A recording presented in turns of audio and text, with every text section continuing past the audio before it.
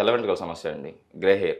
కామన్‌గా చాలామందికి ఒకప్పుడు ముసలి వాళ్ళలో మాత్రం ఏజ్ అయిపోయిన వాళ్ళలో మాత్రం వచ్చేది. బట్ ఇప్పుడు చిన్న పిల్లల నుంచి పెద్దల వరకు ప్రతి ఒక్కరిలో చూస్తా ఉన్నాం. ఈ ప్రాబ్లమ్ నుంచి బయటపడడానికి ఒక మంచి రెమెడీతో మనతో పాటు ఉన్నారు.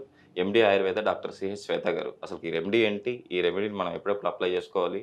ఈ ప్రాబ్లమ్ నుంచి అంటే ఈ తెల్ల వెంట్రుకల ప్రాబ్లమ్ నుంచి మనం ఎలా బయటపడొచ్చో తెలుసుకుందాం. నమస్తే మ్యామ్. నమస్తే. మ్యామ్ చాలామంది ఒకప్పుడు ముసలి వాళ్ళు అంటే ఏజ్ అయిపోయిన తర్వాత ఏజ్ ఫ్యాక్టర్‌ని బట్టి వైట్ హెయిర్ వచ్చేది. ఇప్పుడు చిన్న పిల్లల్లో కూడా ఇది కామన్‌గా చూస్తున్నాం. బట్ ఇలా రావడానికి గల కారణాలు ఏమంటారు మేడం? మీరు చెప్పినట్టు ఎవరికైతే తెల్ల వెంట్రుకలు వచ్చాయో వాళ్ళు ముసలివాళ్ళు అని అనేవాళ్ళు. ఎందుకంటే అది ఒక ఏజ్ పెరుగుతుంది అనే దానికి ఒక సిమ్టమ్ అనమాట. బట్ కాకపోతే ఏంటంటే ఇప్పుడు చిన్న పిల్లల్లో కూడా నేను రీసెంట్గా కూడా ఒక 8 ఇయర్స్ బాబులో కూడా గ్రే హెయిర్ రావడం, వాళ్ళ ఇంట్లో ఇంకో సిస్టర్ ఉంది తను ఒక 9 ఇయర్స్ 10 ఇయర్స్ ఉంటుంది, వాళ్ళకి గ్రే హెయిర్ ఉండడము. ఇట్లాగా చిన్న పిల్లల నుంచి ఒక 25-30 ఇయర్స్ వాళ్ళకు, రీసెంట్గా 17 ఇయర్స్ అమ్మాయికి పాప మొత్తం వైట్ హెయిర్. ఇట్లాగా చాలామందికి ఇలా గ్రే హెయిర్ అనేది సఫర్ అవుతున్నారు. అంటే నిజంగానే మన బాడీలో ఏజింగ్ జరుగుతోంది, ఫాస్ట్ ఏజింగ్ జరుగుతుంది అని ఇండికేషన్ అనమాట, ఒక రకమైన ఇండికేషన్. ఇది రావడానికి మెయిన్ రీజన్స్ అంటే అందరికీ తెలిసిందే, బట్ అందరం ఇగ్నోర్ చేసుకుంటూ పోతున్నాం. ఏంటంటే సరైన న్యూట్రియంట్స్ ఉన్న ఫుడ్ తీసుకోకపోవడం మెయిన్ రీజన్ ఇదే. విటమిన్ ఏ రిచ్ ఫుడ్స్ కానీ, క్యారెట్స్ కానీ, బీన్స్ కానీ, గ్రీన్ లీఫీ వెజిటబుల్స్ కానీ, అసలు ఆకుకూరలు ఎంతమంది తింటున్నాం డైలీ లైఫ్లో? వీక్లీ ట్వైస్ అయినా కానీ తింటే కళ్ళకి, హెయిర్కి చాలా మంచిది. బట్ కాకపోతే కనీసం వీక్లీ వన్స్ కాదు కదా, మంత్లీ వన్స్ కూడా తినని వాళ్ళు చాలామంది ఉంటున్నారు ఈ మధ్య. కానీ ఎందుకంటే పిల్లలు తినరని ఎన్నో ఇష్యూస్, ఎన్నో రీజన్స్. బట్ ప్రతిదానికి అట్లా మనం చెప్పుకుంటూ పోతే కనుక మన హెల్త్ని మనమే పాడు చేసుకుంటున్నట్టు. సో కాబట్టి అలా అట్ ది సేమ్ టైం ఇది ఫుడ్ పరంగా, అట్ ది సేమ్ టైం ఎక్కువసేపు మొబైల్ చూడడం కానీ, ఎక్కువ రేస్ అబ్జర్వ్ అవ్వడం కానీ, నెక్స్ట్ ఎలాగ నైట్ టైమ్స్ ఎక్కువసేపు మేల్కొని ఉండడం, పొద్దున్నే లేట్గా రావడం, ఇలాంటి అన్ని ఇష్యూస్ వల్ల మన బాడీలో డిస్టర్బెన్స్ జరిగి, ఆ కెమికల్ డిస్టర్బెన్స్ ఏదైతే ఉందో జరిగి, ఆ మెలానిన్ ప్రొడక్షన్, పిగ్మెంట్ ప్రొడక్షన్ ఏదైతే ఉందో అది తగ్గుతుంది అనమాట.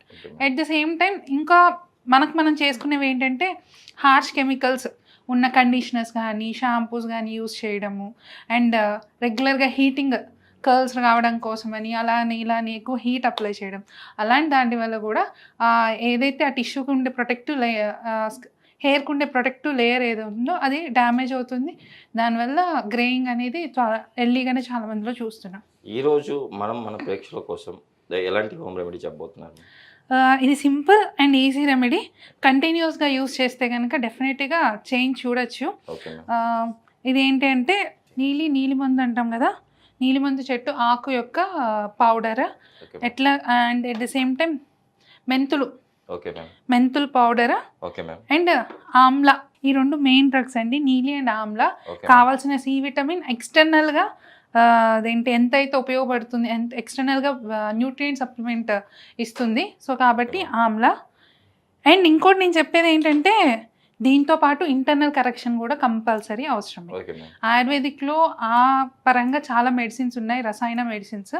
ఏంటంటే ఏజింగ్ ప్రాసెస్ని తగ్గించి అండ్ ఫాస్ట్గా ఒక 2x స్పీడ్లో మనం బటన్ నొక్కుతుంటాం కదా టీవీలో, 2x స్పీడ్ 4x స్పీడ్ అని, ఆ స్పీడ్లో వెళ్ళే ఏజింగ్ని వెనక్కి తీసుకొచ్చి స్టాప్ చేసి మంచిగా గ్రోత్, సెల్ టిష్యూ గ్రోత్కి హెల్ప్ఫుల్ చేసే మెడిసిన్స్ చాలా ఉన్నాయి.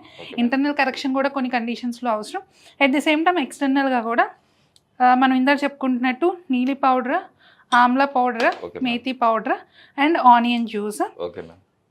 దీంతో పాటు మన ఎక్కువ ఇంట్లో పెరుగు కొందరు కలుపుకుంటుంటారు ఏదైనా హెయిర్ ప్యాక్ చేసుకునేటప్పుడు. పెరుగు కాకుండా పెరుగు మీద ఒక వాటరీ లేయర్లో వస్తుంది, అందరు అబ్జర్వ్ చేస్తే కనుక అది చాలా మంచిది. దాంట్లో కావాల్సిన అన్ని ప్రోటీన్స్, విటమిన్స్ ఉంటాయి. యాక్చువల్లీ కొన్ని కండిషన్స్లో అదేంటంటే ఎప్పుడైనా ఎలక్ట్రోలైట్ ఇంబ్యాలెన్స్ ఉన్నప్పుడు కానీ ఇలాంటి కండిషన్స్లో ఏంటంటే పేషెంట్స్కి ఆ పైన వాటర్ తాగమని చెప్తాం.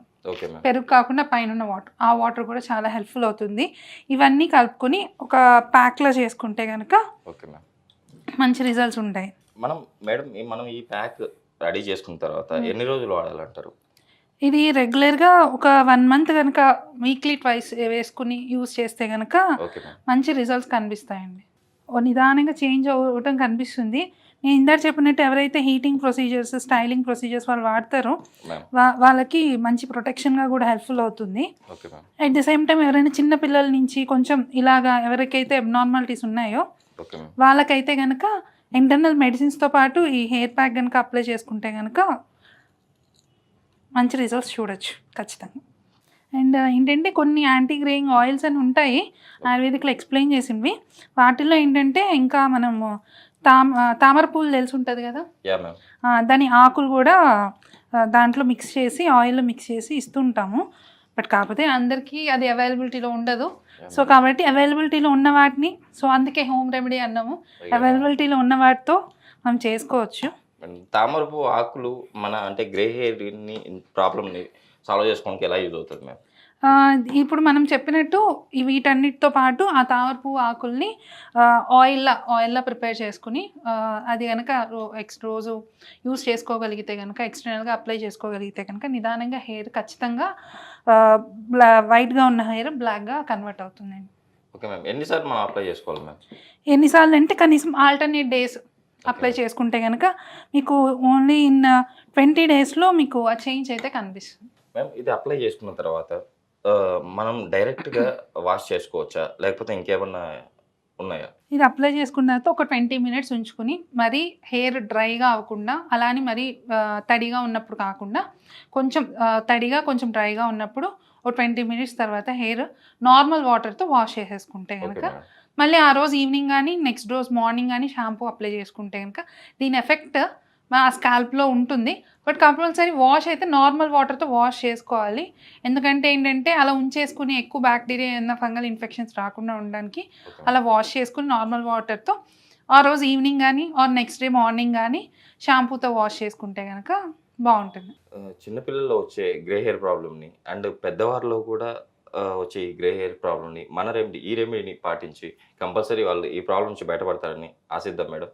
కంపల్సరీ వాళ్ళు ప్రేక్షకులు ట్రై చేస్తారు. కంపల్సరీ రిజల్ట్స్ మనకు కామెంట్లో వస్తాయని చెప్పి ఆశిద్దాం మేడం. Thank you.